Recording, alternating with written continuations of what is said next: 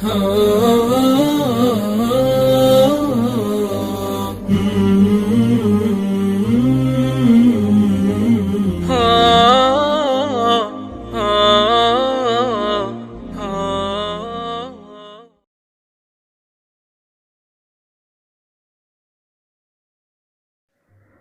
اللہ الرحمن الرحیم۔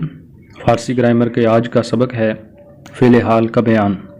فعل حال وہ ہے جس سے زمانہ موجودہ میں کسی کام کا ہونا سمجھا جائے۔ اس کے بنانے کا طریقہ یہ ہے کہ اس کو فعل مضارع سے بناتے ہیں۔ جیسے پیچھے ہم نے پڑھا ماضی کی اقسام 6 تھیں، ان میں سب سے پہلے ہم نے ماضی مطلق کا طریقہ وغیرہ پڑھا، تو باقی جتنی اقسام تھی، ماضی قریب تھی، ماضی بعید تھی، ماضی استمراری تھی، ماضی احتمالی اور ماضی تمنائی، ان سب کو ہم نے بناتے وقت یہی کہا کہ یہ ماضی مطلق سے بنیں گی۔ تو گویا کہ وہاں پر ہمیں ضرورت تھی ماضی مطلق کی ضرورت تھی، اس کو ہم نے بار بار جو ہے اس کے طریقے کو دہرایا، تو اس کا ہمیں فائدہ یہ ہوا کہ جتنی بھی ماضی کی باقی اقسام تھیں ان کے بنانے میں ہمیں کسی قسم کی پریشانی نہ ہوئی، ہمارے لیے بہت آسان ہوگی وہ۔ تو ایسے ہی اب یہ جو فعل حال بنے گا تو یہ مضارع سے بنے گا۔ اس طرح آگے امر نہیں ہم نے بنانا ہے تو وہ بھی مضارع سے بنے گا۔ تو اس لیے جس چیز سے ان کو ہم بنا رہے ہیں، جیسے پیچھے ہم نے ماضی مطلق سے سب کچھ بنایا، تو اب ہم مضارع سے بنائیں گے، تو جس چیز سے بناتے ہیں اس کا یاد ہونا بہت ضروری ہے۔ اگر وہ یاد ہو جائے گا، پتہ ہوگا کہ یہ جو فعل ہے فلاں سے بنتا ہے، تو پھر اس کے بنانے کا طریقہ بہت یعنی کبھی بھولے گا نہیں۔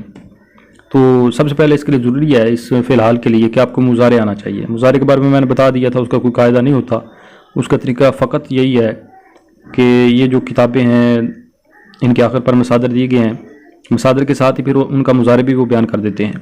جیسے پروردن مصدر ہوگا لکھا، ساتھ اس کا آگے مضارع بھی لکھ دیں گے کہ اس کا مصدر پرورد آتا ہے۔ گفتن مصدر، اس کا مضارع گوید آتا ہے۔ اس طرح خواندن کا مصدر خوانت آتا ہے۔ تو یہ سارے مضارع وہ دیتے ہیں، تو وہاں سے آپ یاد کرنے کی کوشش کریں، تو پھر اس طرح فعل حال بن جائے گا۔ تو آج ہم فعل حال بنائیں گے۔ تو فعل حال مضارع سے بنتا ہے، تو مضارع پروردن مصدر سے ہم بنانا چاہتے ہیں فعل حال، تو سب سے پہلے ہمیں پروردن کا مضارع آنا چاہیے۔ پروردن کا مضارع آتا ہے پرورد۔ پھر ہم اسے حال کیسے بناتے ہیں؟ تو حال بنانے کے لیے یہ طریقہ ہے کہ مضارع کے شروع میں لفظ می یا ہمی زیادہ کر کے فعل حال بناتے ہیں۔ می زیادہ کر لیں یا ہمی زیادہ کر لیں، ان میں تھوڑا سا فرق ہے، یعنی وہ بعض لوگ فرق کرتے ہیں، کچھ جگہوں پر فرق کیا جاتا ہے، وہ میں انشاءاللہ آگے چل کر بتاتا ہوں۔ تو طریقہ یہی ہوگا کہ می زیادہ کریں یا ہمی زیادہ کریں، جس طرح ماضی استمراری میں تھا کہ لفظ می یا ہمی ماضی مطلق کے شروع میں بڑھا کر ماضی استمراری بناتے ہیں، ایسے ہی فعل حال جو ہے یہ مضارع کے شروع میں لفظ می یا ہمی زیادہ کر کے بڑھاتے ہیں۔ تو یہ آپس میں ان کا التباس پڑھنے کا بھی خطرہ ہے، اس لیے ان کے درمیان جو فرق ہے اس کو اچھی طرح سمجھنا ہے۔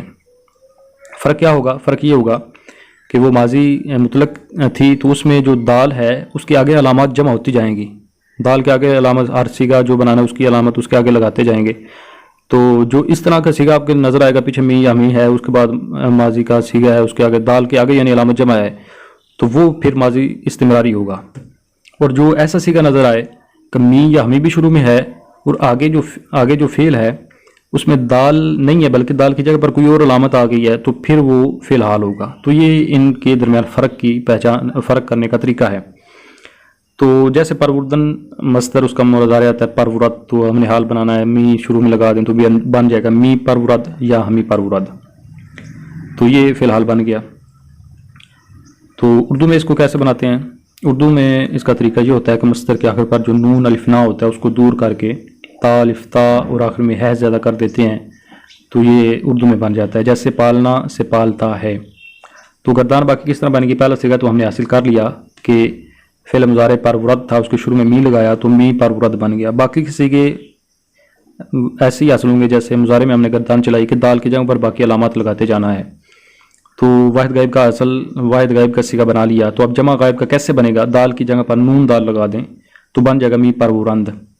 پھر واحد حاضر کے لیے یا لگا دیں می پروری، پھر یا دال لگائیں می پرورید، پھر میم لگائیں می پرورم، اور جمع متکلم کے لیے یا میم لگائیں تو بن جائے گا می پروریم۔ تو اس طرح پوری گردان بن جائے گی۔ اردو میں ترجمہ ہو جائے گا کہ مصدر کے آخر سے نون الف نا کو گرا کر اس کے جگہ پر تا الف تا اور آخر میں ہے لگائیں تو بن جائے گا وہ پالتا ہے۔ تو پیچھے وہ یا یہ یعنی ضمائر کے اعتبار سے ضمیریں ہیں نا، غائب میں وہ ہوگا، جمع غائب میں آگے ہیں لگا دیں گے، واحد حاضر میں جا کر تو ہو جائے گا یا آپ ہو جائے گا، جمع حاضر میں تم ہو جائے گا، یا تم سب کر لیں، تم سب بھی اس میں کیا جا سکتا ہے۔ تو اس طرح، اور اس میں یہ بتا دیا تھا کہ اس میں ایک ہی صیغہ ہوتا ہے، یہ مؤنث کے لیے بھی استعمال ہو جاتا ہے، مذکر کے لیے بھی استعمال ہو جاتا ہے۔ تو اردو میں ترجمہ ہو جائے گا وہ پالتا ہے، وہ پالتے ہیں، تو پالتا ہے، تم پالتے ہو، میں پالتا ہوں، ہم پالتے ہیں۔ تو یہ اس کا ترجمہ اردو کے اندر ہو گیا۔ اب اس کا ہم مجہول بھی بنا لیتے ہیں ساتھ ہی۔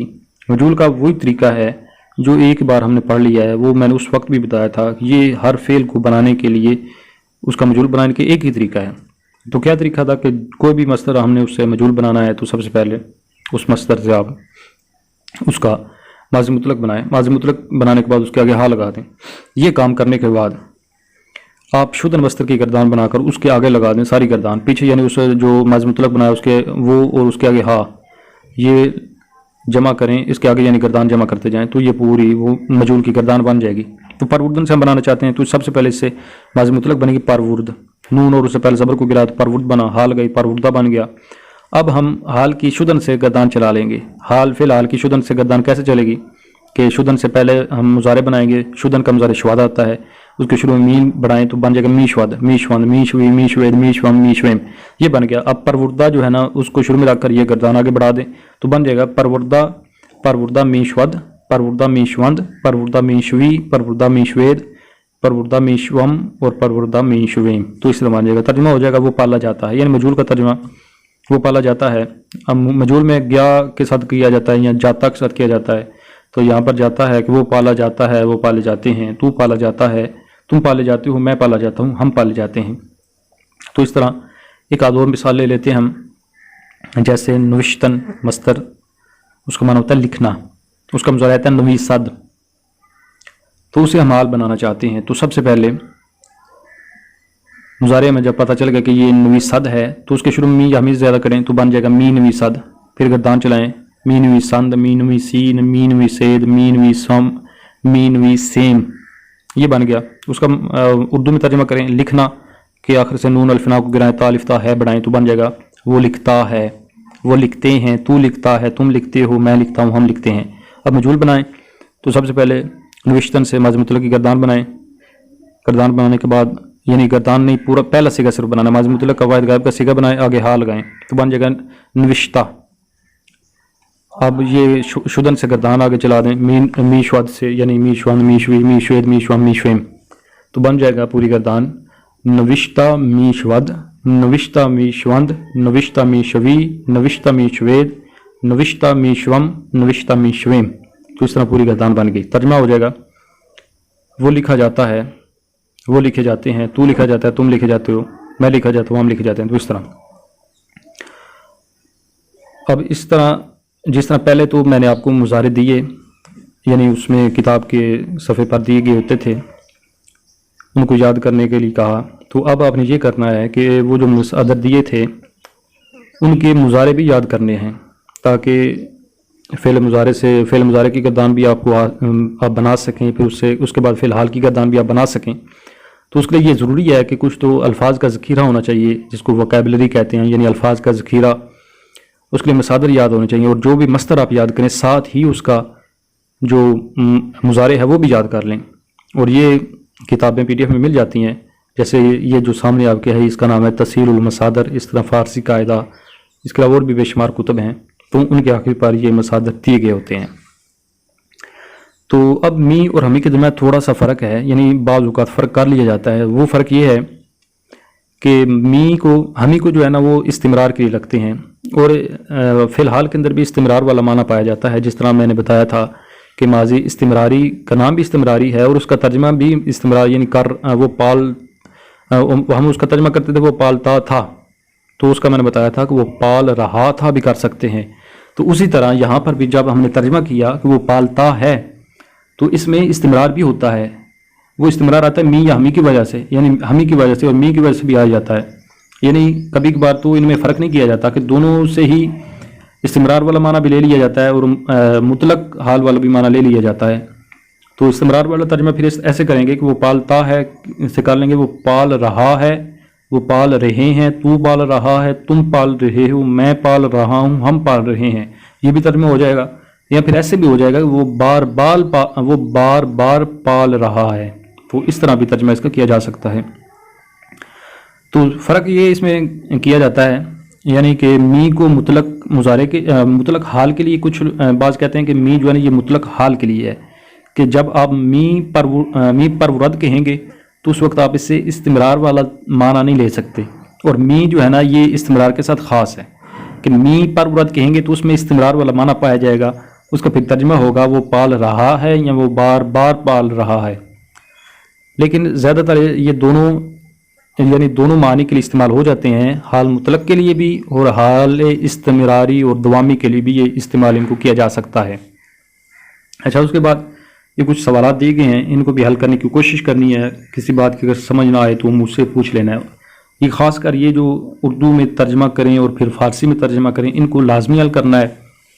جیسے مثال کے طور پر می گویم ہے، تو اس کو کیسے حل کرنا ہے، اس کا ہم نے اردو میں ترجمہ کرنا ہے۔ تو سب سے پہلے دیکھنا ہے کہ یہ فعل کون سا ہے، تو فعل دیکھنا ہے یہ کون سا ہے۔ تو می گویم ہے، تو ایک تو اس کے شروع میں می لگا ہے، جو اس بات پر دلالت کرتا ہے یہ یا تو ماضی استمراری ہے یا فعل حال ہے، کیونکہ شروع میں می آ گیا ہے۔ اب ہم نے ان دونوں میں فرق کرنا ہے۔ تو اگر آگے جو گویم ہے یہ اگر ماضی سے بنا ہے یعنی ماضی مطلق ہے تو پھر یہ ماضی استمراری ہوگا، اگر یہ مضارع ہے تو پھر یہ حال ہوگا۔ اور گویم جو ہے یہ مضارع ہے، کہ گفتن سے اگر واحد متکلم کا صیغہ ہوتا تو اس نے تو ہونا تھا گفتم، جبکہ یہ گویم ہے تو اس سے پتہ چلا کہ یہ مضارع ہے، یعنی گفتن کا مضارع آتا ہے گوید، تو گویم یہ واحد متکلم کا صیغہ، اور صیغہ میں کیسے پتہ چلا کہ اس کے آخر پر میم ہے، اور میم اس بات پر دلالت کرتی ہے یہ صیغہ واحد متکلم کا ہے، تو واحد متکلم کا صیغہ اس سے ہمیں پتہ چل گیا۔ تو ترجمہ میں ہم می کے ساتھ ترجمہ کریں گے، تو اس کا ترجمہ پھر ہوگا